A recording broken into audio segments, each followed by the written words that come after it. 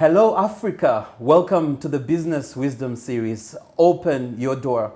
My name is Elton Mutize. This is a platform where we unpack issues, interrogate issues, and debate issues concerning the African continent. Mama Africa is a blessed continent, and we believe in its power and potential. And we're looking forward to adding our voice and our perspectives as we scale up Africa. I'm joined, as always, with my faculty, the beloved Shamim Matovu. Welcome. How are you doing? I'm fine, thank you. Welcome. Great. Terence Chambati, how are you doing? Welcome to Business Wisdom Series. It's always great to be here, Elton. Thank you. Yeah. It's a fantastic time. I also want to find out how your week has been. I haven't seen you the whole week. It's been great. Maybe you'll tell us more in your intelligent conversation as we roll this forward. Terence, how's your week been? Well, I think we're opening up. Those who were on lockdowns have been unlocked. So let's see what comes out of it. And what have you been learning this week? What have you learned? Any book that you're reading? Any podcast that caught your eye? Quite a number. So critical conversations is what I picked up this week. How to have critical conversations. Personal, business, we all have those difficult conversations we have to have. So avoiding them doesn't help. So it's best to tackle them as it is, but also not to go in with an interrogative demeanor. It's a matter of humbling yourself, taking the other person's perspective first, and then going on to the conversation. That should be pretty difficult, whether you're dealing with a business partner or your life partner. That's why they're called critical conversations. They have to be heard. Yeah. Hey, Shamim, yourself, what have you been learning? You have had a very busy week. Yes, interestingly, I was a part of Twitter Spaces, and I was sharing my knowledge about culture design. And it's very interesting to see what people think about how people did not know that there are experts out there to help you design your business culture. So it's amazing that then people get to realize, oh my God, this is a big thing. It's bigger than we thought. But I've also learned something new. I was listening to still Twitter Spaces, and that was some guy in South Africa who was doing it with Vusi Tembewayo. And they were talking about the merger between politics and business. It was amazing. Wow, that should be so it should be a conversation that we really need to bring onto this table and see how politics does really affect the business community. I've always said all ministries need to start running a profit and loss statement and actually start generating revenue versus getting an allocation of the budget, because that keeps them in the back seat and very, very comfortable. Great, you've been learning a lot. I have been hooked to the 80-20 principle. There's a guy called Richard Koch, a British guy, and all he's saying is we need to stop working hard. We need to start working smart. And achieve more with less. And it brings to the fold the whole 80-20 principle that was originated by Professor Wilfredo Pareto, saying 20% of your input results in 80% of your results. 20% of the wealth in Uganda is owned by 80% of the wealth is owned by 20% of the population. And surprisingly, you see that pattern everywhere. And he is inviting us to be able to introspect and say, what's that 20%? So that you can have leverage. And today we're going to be speaking about something very interesting where we'll bring in that concept. So great. Looks like it was an awesome week. So today we want to speak about strategy, business strategy, and we're calling it a mini strategy safari. But before I move on, I know you guys are going to beat me for this. I'm failing to move away from Africa. Mama Africa still remains on my heart. The potential that we have. I've been reading from an AFDB paper saying if Nigeria just develops a 960-kilometer pipeline among West African states, they can save about 500 billion from imports. That's just oil and gas. And I'm looking at land, I'm looking at all these minerals. Are you passionate about the continent like I am? Well, the continent for me, like I said in our previous conversation, that every time I left Africa, I felt that vacuum within my heart. And I think that for many people who live in the diaspora, they do feel the same way as I do. You get to want to learn more and yearn to build more things within our home settings. But then it's making that decision of when do I have a leap of faith to actually get that done. Yeah. Africa is at the center of my heart. And for me, it's recognizing the difference that we have, because difference has power. We all can't be the same. There is power in difference. Recognizing that difference and building onto that difference and say, hey, this is the value we bring on the table. For many times, we've looked at our solutions to be external, but we have our own solutions already. We just need to tap into that potential. And I believe that this show is part of what, we're actually doing.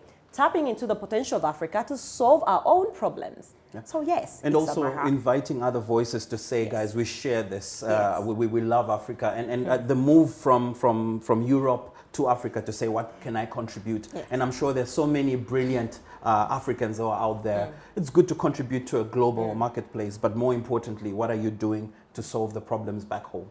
Any note on that? They say home is where you are. That's especially to those who've gone out and explored different countries. Home is where you are. But on the same note, home is always best. So I think that the idea is aligning yourself and attaching yourself to your identity of being an African. That, first and foremost, should be able to take you far. And proud, say, I'm an African. You know, I remember, it reminds me of Thabo Mbeki's speech, I'm an African, when he really goes in to emotionally speak about what it is to be an African. Some people don't like him. They feel indifferent about his leadership style, but he stood up there and passionately spoke about how he is an African. So I've been following a lot of conversations on Twitter as we slide into those strategy safari to say, if we're not careful, we'll become armchair critics. To just say, I don't like that president, I don't like that ex-president, oh, I don't like what they're doing. But what are you doing? Gandhi was the one who was saying, be the change. What are you doing to make a contribution? If you're in business, what business are you building? If you're a politician, you know, go run for politics, run for a position and make your contribution. I think Thabo Mbeki, when we look at the history of South Africa, picking up from a very tough history from Nelson Mandela, he did an amazing job getting the economy solid and up and running. I wouldn't fault him. I think he did his part. The 2080 as well comes back. He did his 20%. There's an organization which is called Forum for the Future, which run School of Systems Change. They sent out a newsletter this past week, and in there, they're talking about I am the system. That just resonated so much with me and everything that's going on in the world today. You are the system. I am the system. We are part of the system. Whenever something else is going bad elsewhere, just remember you are part of that system. Yeah.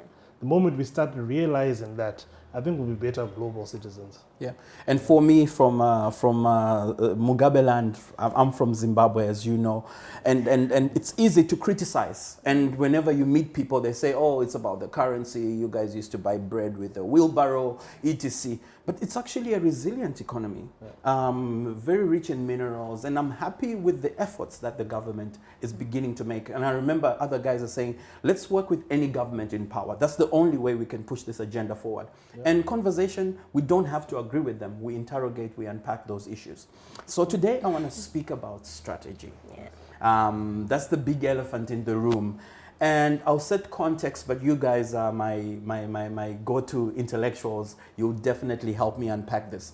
So in building a business, you obviously need to find a positioning. In building a business, you know it's a long game. How does one begin to craft an entity that endures? You were saying, can you imagine there's a business that was founded in 1924 and it's still there? There's actually a European bank that was founded in 1452 and it's still existing today. What does it take to build a great company, a visionary company that endures beyond the founder, that makes superior results, that makes a distinctive impact, that endures beyond just 1 century? And there are examples all over. So before we start, do you think Africans are good at running businesses? Do you think we're good at this thing? I think we need to stop thinking that what's the next big deal? We are a deal nation. There are many deal nations. There are many deal mentalities. I think we need to stop thinking about deals and think beyond tomorrow. Short-term needs always come in, Terence. If I get a deal, I sort myself out, and I can always use the change or what remains to make you guys happy. What's the problem with that? If I get a tender from my government, is that a bad thing? Not a bad thing at all. It's good for you, but think beyond tomorrow. What's going to happen after that? Yeah. You're going to service a product, or you're going to deliver a service or a product today. How sustainable it is it? So I think we really need to talk about sustainability issues of you going into these things. Are you going to build a business based on a product or build a business based on a problem? Okay. And as we address this entrepreneurship story and to do this strategy safari, what about the people in the organization who are working? I'm employed by someone. Am I an entrepreneur or I'm not?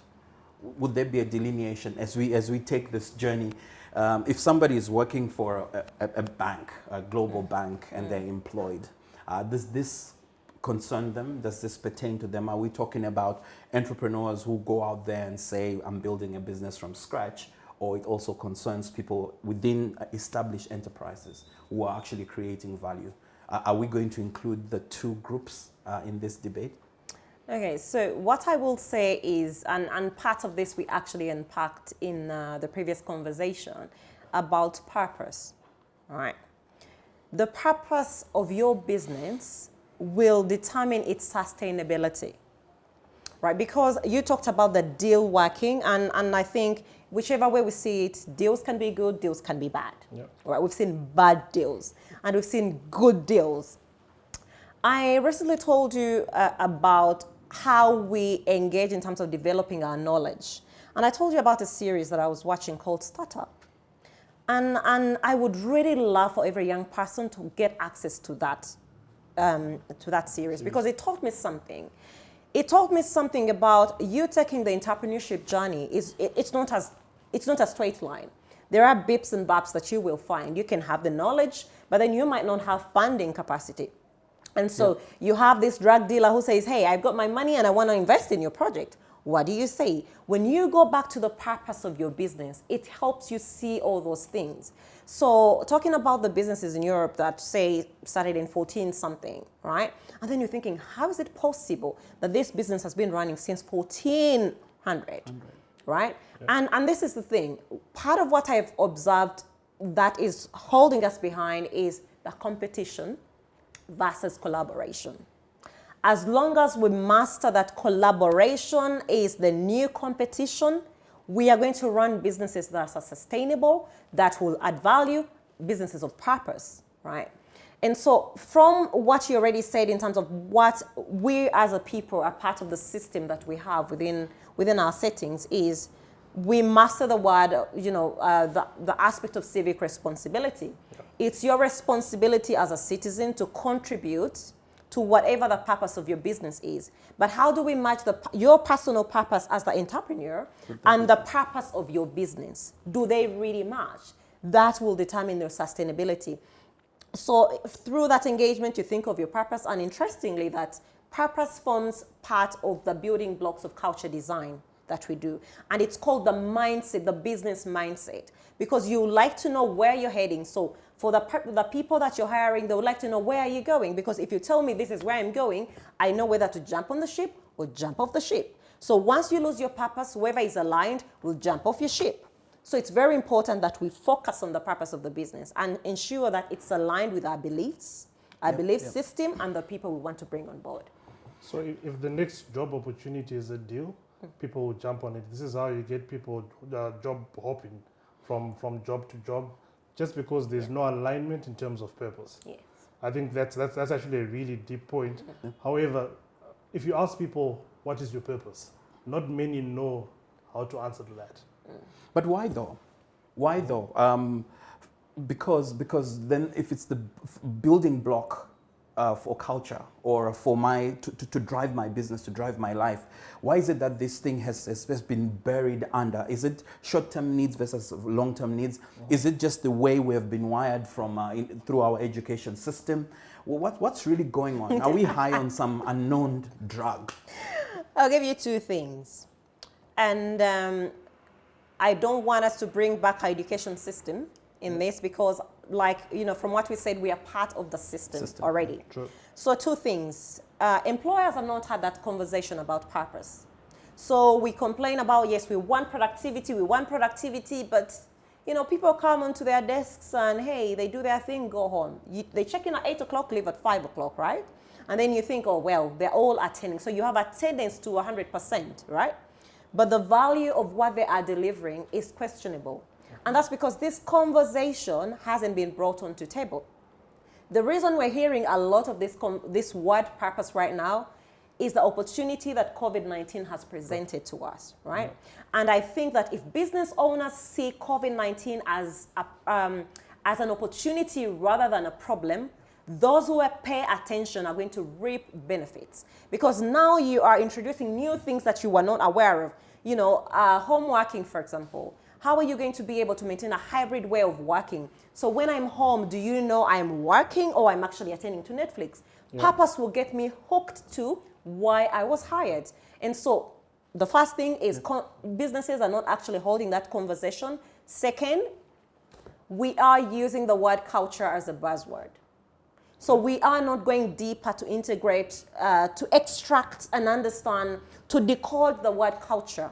What does culture mean? Culture is what we see and what we don't see in your organization. The way you behave to people, outsiders, to people within your setting. The way you actually carry your work processes, that's culture.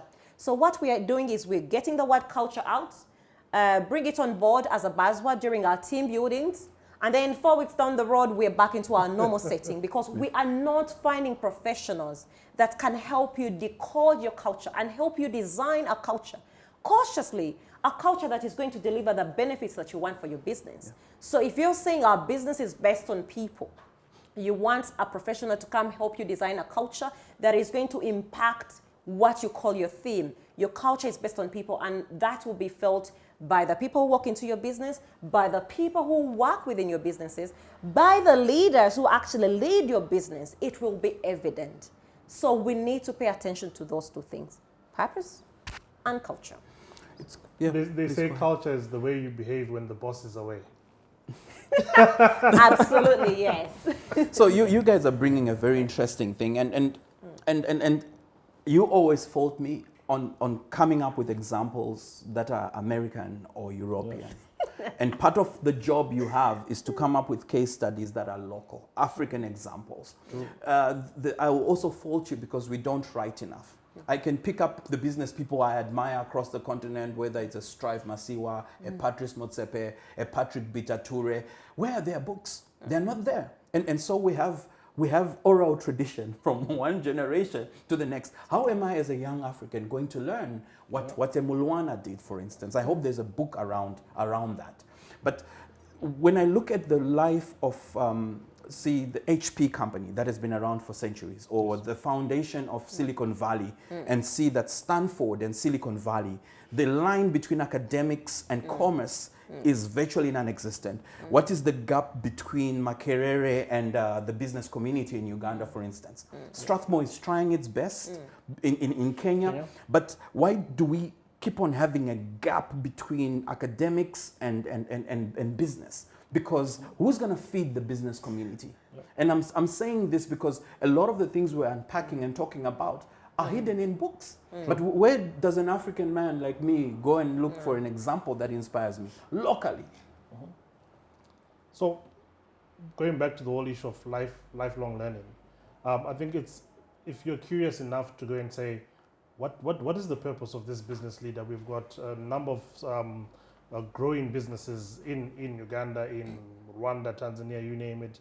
If you say the top 5 businesses, what is the purpose of this particular business leader?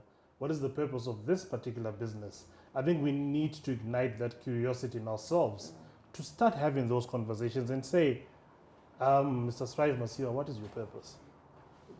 just digging deeper and say, guys, let's talk about purpose a bit more. That way, we now understand this is the purpose of these individuals and of business. And especially, even the educational organizations, what is the purpose of Makerere? What is the purpose of University of Botswana? If there's no shared value or shared purpose, then they will never merge. They are not making a clear-cut contribution into the system. True. They will start running in parallel to each other, and they'll keep on running the rat race. So in Build to Last, they talk about a concept between time telling and clock building. And it depends who is more of a clock builder or a time teller. The person who tells time is one who can look up in the sky and say it's midday. But the person who is a clock builder builds a watch so that anybody who comes up can now read the time, even when I'm dead, even if other series of or leaders and directors have long gone. And so that is the whole starting point in terms of building a business that endures, to say you're building a clock, not telling time. Because a lot of us, if you're not there, there's no business. You want to sign every check, you want to be part of every meeting, you have not yet set up that boundary. So let's talk about massive transformative purposes. There's a breed of organizations, Terence and Shamim, that's coming out now, your Googles, your Amazon, that are growing faster, 10x, because they are riding on the wave of exponential technologies, and they're really agile in the way they're coded. And one of the things they say, the first thing is your purpose. Define what your massive transformative purpose. Your ambition has to be big. You have to have a bold, like Google organizing the world's best information. Look at them and the growth they're doing. How important is purpose in building enterprises on the continent, and how can we begin that journey to encourage that design to start to say, guys, unless we know our why, we're not moving forward. How can we start engaging with leaders around that? Okay, so as an anthropologist, when I'm engaging with businesses, the engagement is not single. It's a double thing. So it's just like bread and butter. So I'm not doing this for you, but I'm doing this with you. And so the question of the why is very important for your business, you as a business owner, to know where you're heading, but the team and the collaborations that you build along the way need to know your why. However, the whole aspect of purpose also brings in the element of connectivity. So when I come into your organization, I'm looking at, say, you're saying, okay, we have issues and we need to sort this out. Many cases, the problem that you tell me as a business owner is not what I'm actually going to find. You will find that it's just a symptom of the bigger problem, right? And so usually in terms of our engagement, we say, you're not telling me this is our problem and this is what you to solve, because otherwise I am self-medicating you. I need to get deeper into your organization, understand what exactly is happening in terms of your systems, in terms of your people as the biggest element. Because my responsibility is to find all those disconnected elements and see how they actually bring about a connection in terms of the behavior, in terms of the purpose. Why is it not being fulfilled? Is it that you are not communicating it well enough? Or is it that you as a business owner or the leaders of the business are actually not doing your will? You're saying this and then doing the other. Because, you talked about something very important about lifelong learning and the way how we look at all these business owners that are great, that we could perhaps learn from, that maybe have written books, but we haven't been exposed to what they've written. And I know we've had a conversation around pedagogy, which is the various ways of learning within organizations. Today, really, with technology, there's a lot that we can do. You can write a book. Well, I will find it and read it if I'm a reader. If I'm not a reader, there are other elements in how I can actually access this information. We've seen TED Talks. I just go onto TED Talks and say, okay, I'm looking for content about this.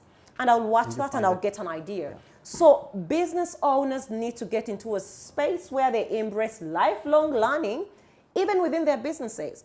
Because we be honest that sometimes the money that is paid to some of the people within the organization is not even enough to buy these books. So we can't just keep saying, oh, read this book, read that book, make it available. What is wrong with businesses having libraries, for example? I've not seen a business here that has a library. Tell me if there is one there. But hey, business owners can actually set up libraries within their businesses so your people can have access to this information, whether in audio recording, whether video, in any way that your team can get to understand, because we all don't get things out of books.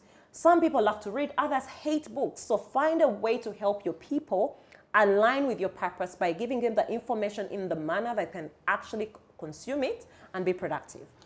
Can you talk purpose and culture design without addressing some of the basic building blocks, like how much somebody is paid, the salary somebody gets, the conditions? Or when you walk into an organization, you say, thank you, Mr. CEO, but allow me to do my own research and conversation. Then I will come back to you.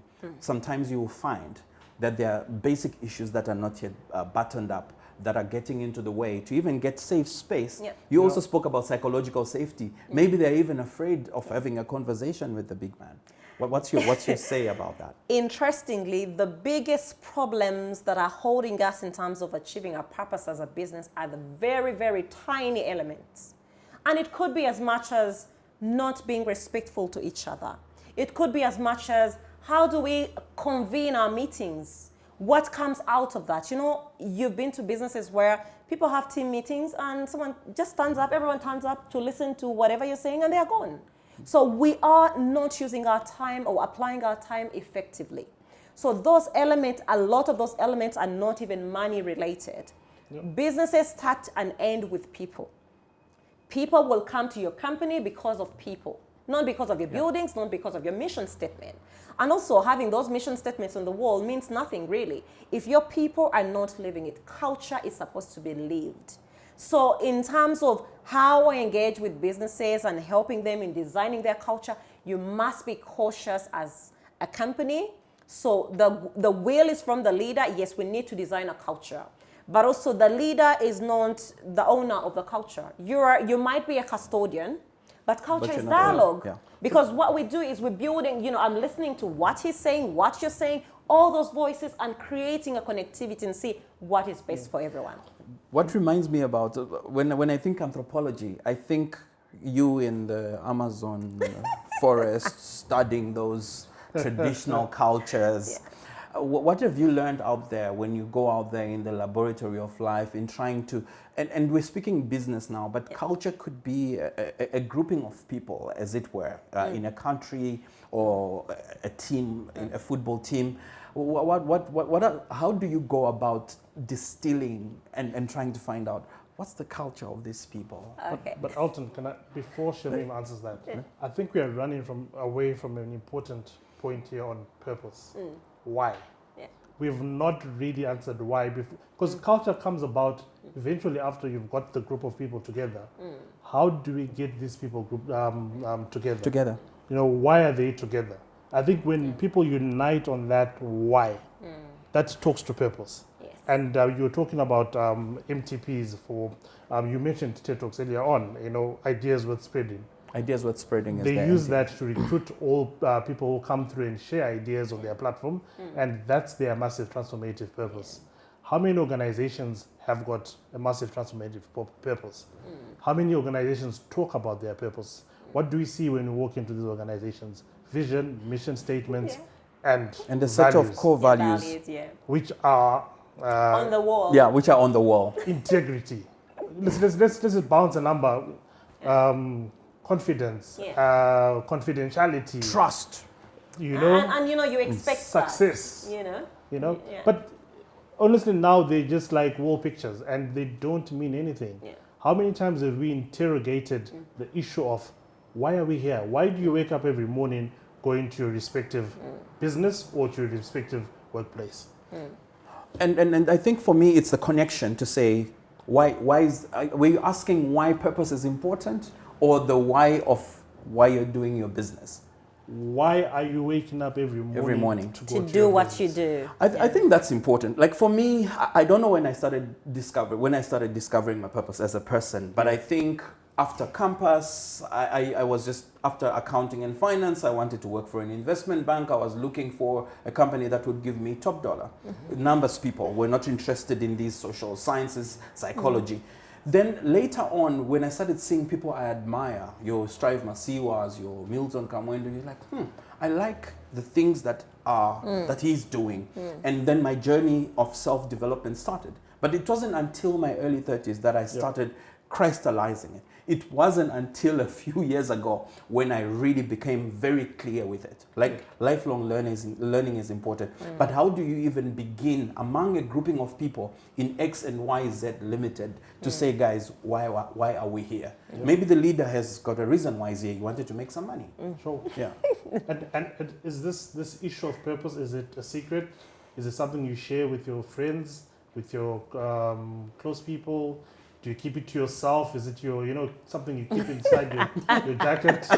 We don't talk about it. That's why I'm really asking. Yeah, you're right. But for me, the other thing is, why is it important?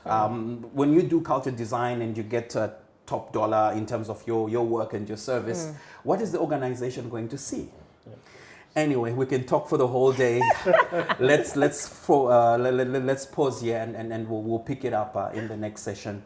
Thank you so much for listening. We've been talking about the massive transformative purpose. Why do you do what you do? And the embodiment of a set of core values that drives your business, that drives your life. And for me and for us, I think that's the starting point to say we need to understand what our purpose is, because that is the bedrock and the foundation.